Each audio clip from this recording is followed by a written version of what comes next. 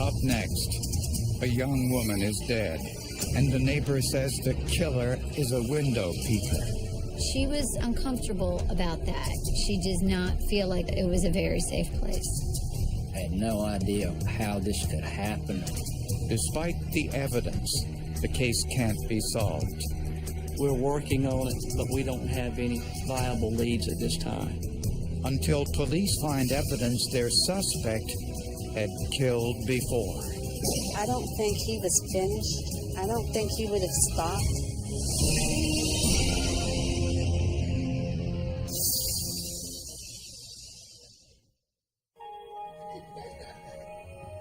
For Stephanie Bennett, graduating from Roanoke College was only the start. Armed with a business degree, she took a job with IBM and was anxious to finally earn some money. This was kind of her first foray into the world. She was really starting her life. She was a young woman with a lot of potential. She was excited about being on her own. But after working there for about a year, one day, she just didn't show up. She was a very responsible young woman. She was somebody that always showed up to work on time. When nobody could get in touch with her, everybody got concerned. So family members asked her apartment manager to check up on her. 911, location of your emergency. I need somebody to come down to Lakeland Drive immediately. I've got a dead person. Is the person conscious? She's dead. Stephanie was found dead on the bedroom floor. She had a very dark indentation around her neck, which was obviously due to strangulation. Stephanie didn't have an enemy in the world. I'm flabbergasted. I had no idea how this could happen, why it would have to be Stephanie. There was no reasoning for any of this at all. There was no sign of forced entry into her ground floor apartment, although the killer might have come in through her bedroom window. The window screen had been removed from that window, which would indicate that somebody had possibly gone in through that window. Nothing was stolen, but some items in the apartment, a phone, a water glass, and a box of tissues were found in the closet of the second bedroom. The closet itself almost looked like maybe somebody had been in that closet in waiting. The killer was apparently wearing gloves. They told me there were no fingerprints at all at the crime scene of anybody other than the ones that belonged in the apartment. Outside in a line of bushes near the apartment, investigators found items that might have been linked to the murder. There was 6 pair of women thong underwear strode in those bushes. At that point, it appeared that this crime may be sexually motivated in nature. None of these items, however, was Stephanie's. The medical examiner estimated that Stephanie was killed sometime around midnight. Investigators learned that Stephanie was on the phone with her boyfriend, Walter Robinson, around 8 p.m. So Walter was eliminated as a suspect, since he was a 4-hour drive away from Stephanie's apartment and had witnesses to prove it. Stephanie, she was certainly a low-risk victim. She didn't engage in anything that could be characterized as risky behavior. Just a normal girl from a very good family. Then police learned of an email Stephanie sent several weeks before her murder. She had emailed my sister and said she was afraid, but she never conveyed that to me.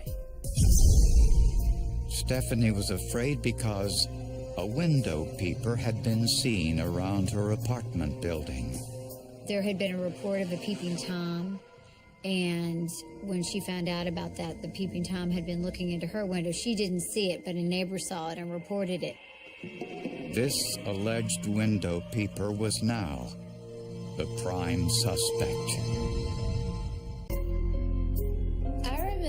her how Steph was never worried about what others thought of her and lived life in such a free-spirited way. She was a dependable friend and a beautiful person. The murder of 23-year-old Stephanie Bennett was difficult to solve because it appeared there was no connection between Stephanie and her assailant. You know, I've been in this market for 13 years, and I've covered a lot of murder cases.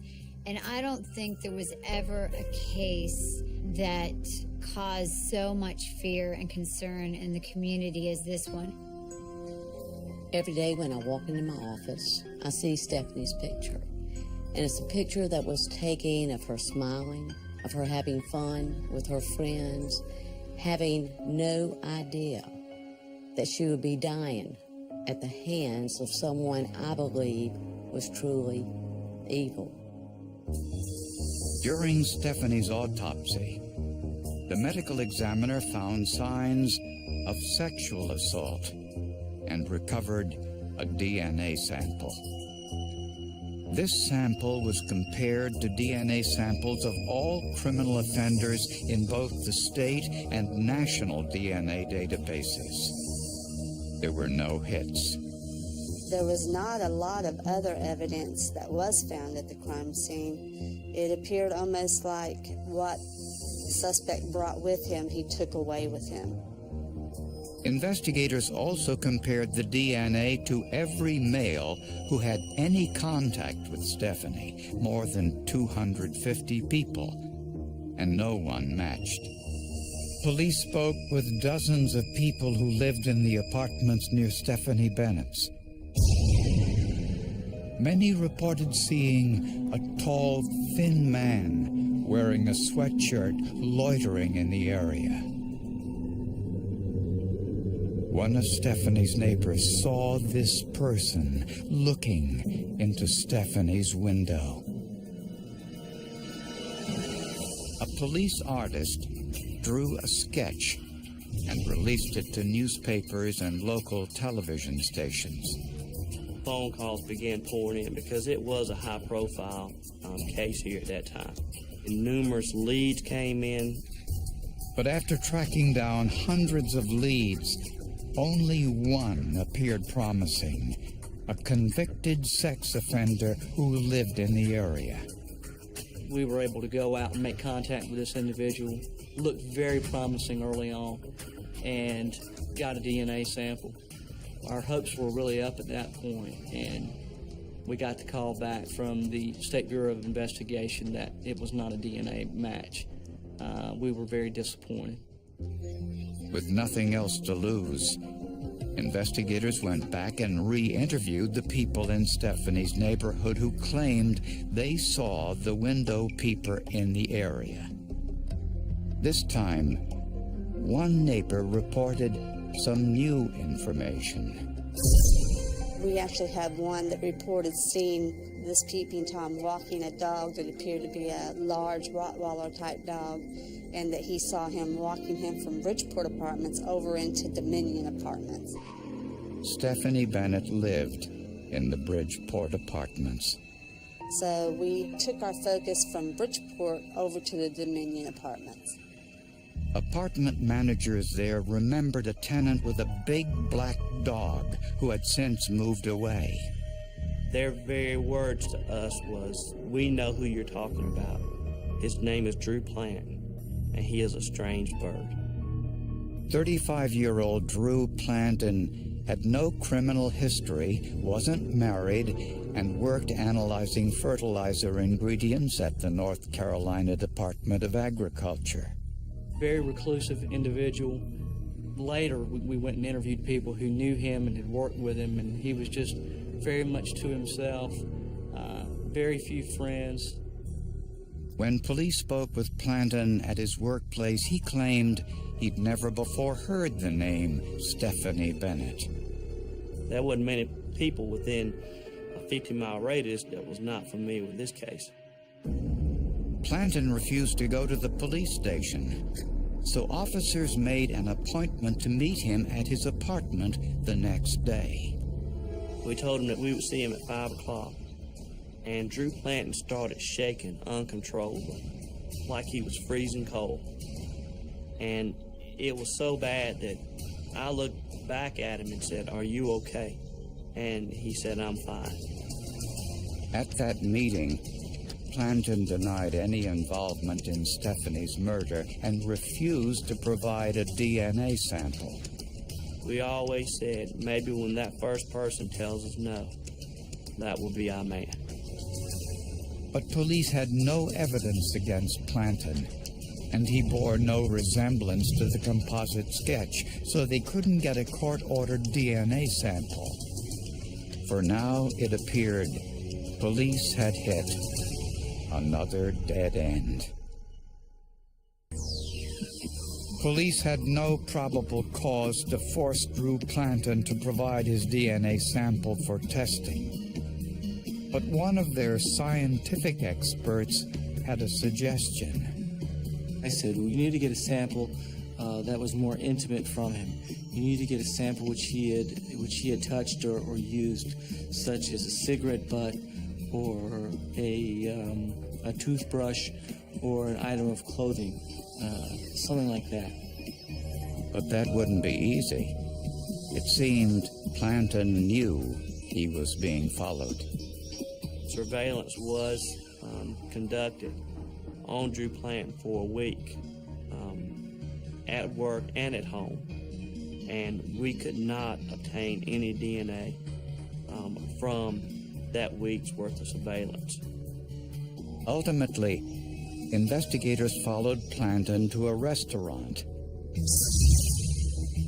But Planton was one step ahead of them. He ate nothing but finger foods. When he would get up to go to the bathroom, he would take his straw out of his cup and put his straw in his pocket and take it to the bathroom with him.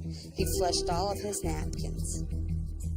For dessert, Planton ordered some banana pudding, which he ate with a fork.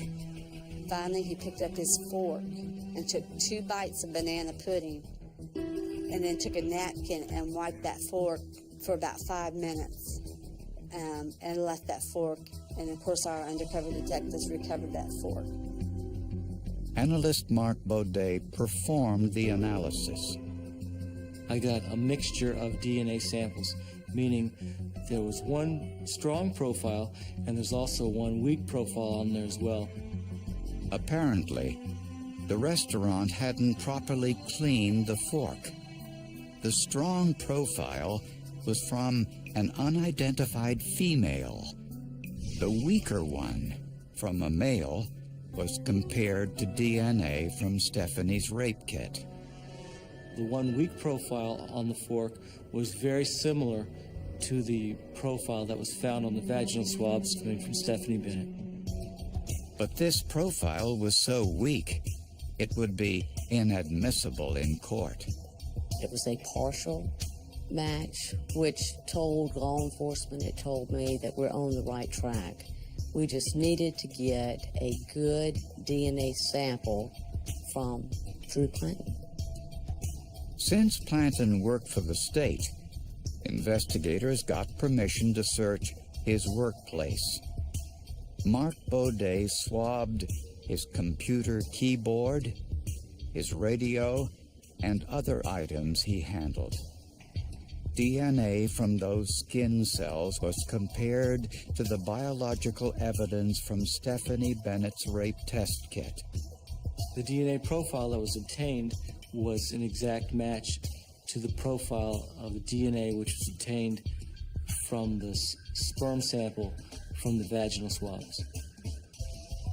Investigators believe this DNA evidence placed Planton at the scene on the night of Stephanie's murder. Based on the evidence, investigators believe the killer broke into Stephanie's apartment through the bedroom window and waited for her in the closet.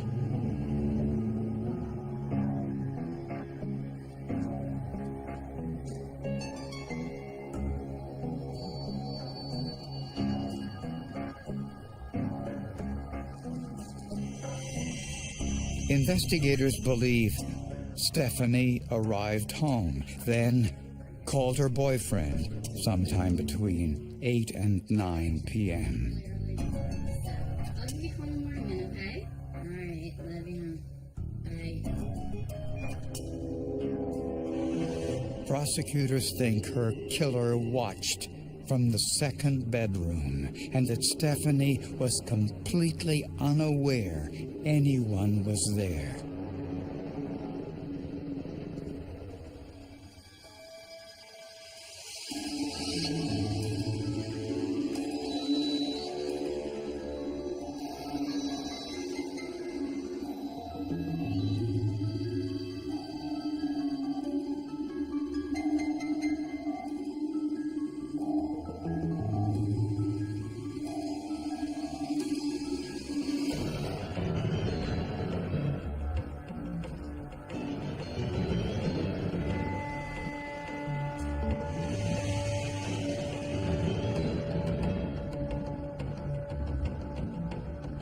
Later, after Stephanie went to bed, he attacked.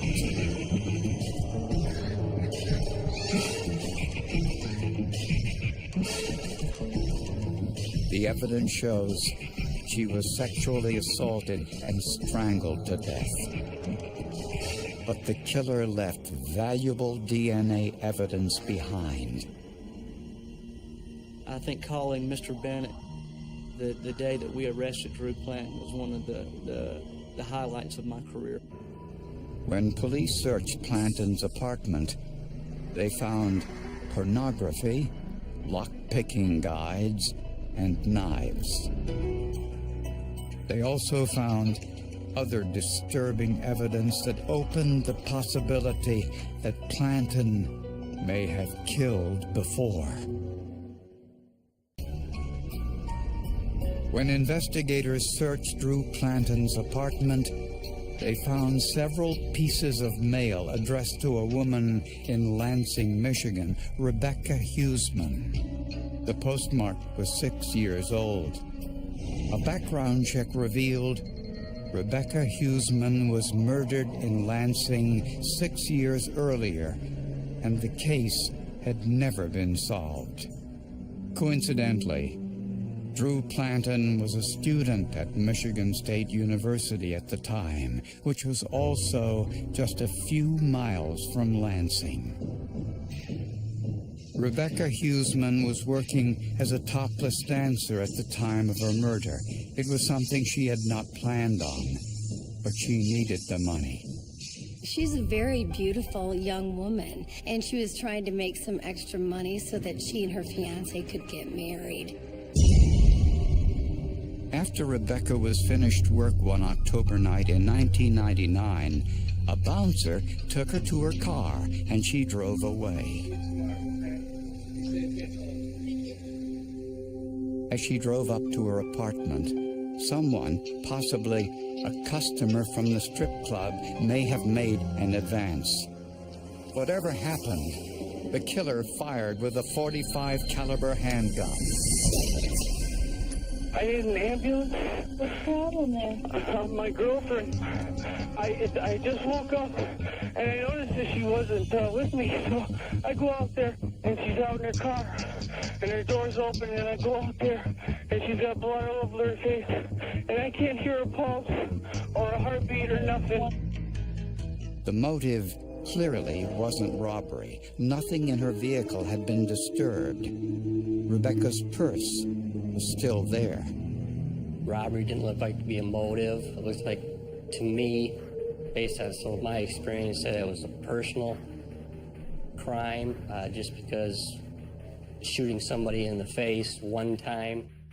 On the ground near the car was a .45 caliber shell casing. It was the only evidence at the scene. We didn't have much evidence to work with at all.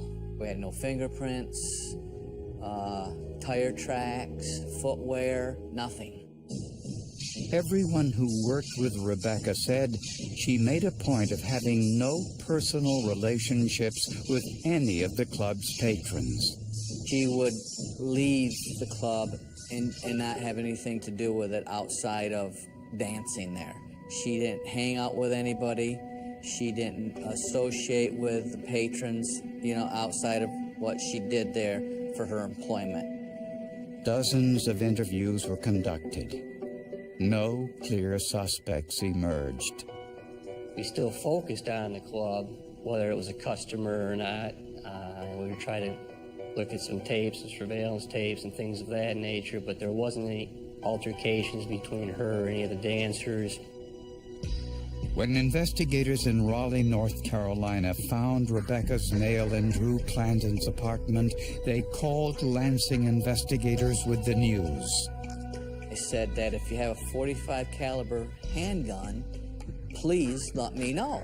He says, we got 2. I says, keep them. Planton's 2 .45 caliber guns were test-fired. Analysts were especially interested in the marks on the shell casings. Imperfections from the firing pin are imprinted on the back of the shell casing when it's fired, and the imperfections on each firing pin are unique to each one made. When the shell casing from the murder scene was compared to the shell casing from Drew Planton's gun, the results were unmistakable. Some very well-defined linear marks, parallel running linear marks that were present across much of the primer surfaces of all the tests and on the evidence cartridge that was entered in the IBIS site in Michigan. They also compared the lands and grooves on the test bullet to those on the fatal bullet. Those also matched. My opinion that it's that gun and only that gun that could have fired it. By this time, Planton was already in custody in North Carolina, and things weren't going well. At his court appearance, he refused to walk and had to be strapped to a gurney. When he was wheeled into court for his first appearance, he did not open his eyes. And I believe in Drew Planton's world, as long as his eyes was closed and he did not see it, it may not have been happening. But no one will know for certain all the details in either murder. Shortly before he was to go on trial in Raleigh, North Carolina, Drew Planton suffocated himself with a plastic bag in prison. I was disappointed that we weren't able to have a trial, that we weren't able to sit in the courtroom and hear a jury come back and say, you're guilty of the first-degree murder of Stephanie Bennett. And you have forfeited your right to live as a result of this crime. I'd like to know why he picked Stephanie. Why? What was his reasoning? I mean, it just why? Mr. Planton was obviously a predator. We obtained information and evidence inside the apartment that led us to believe that he had looked into doing this possibly with other females. Investigators are certain that the forensic evidence would have gained a conviction. But the real satisfaction is knowing that the evidence led to his capture. After we found out who Planton was and did the search of his house, we did find some information on somebody he was probably currently watching for some time. It was very eerie to find that person and realize that you had maybe just saved her life by clearing this case. Well, I know that forensic science played a huge role in this case, and really without the forensic science, without the ballistics, without recreating this case, Rebecca Huseman's murder would definitely gone cold and unsolved. I truly believe that. Forensic science was phenomenal in this case. It was, as one person put it, it is where old-fashioned police work meets modern science.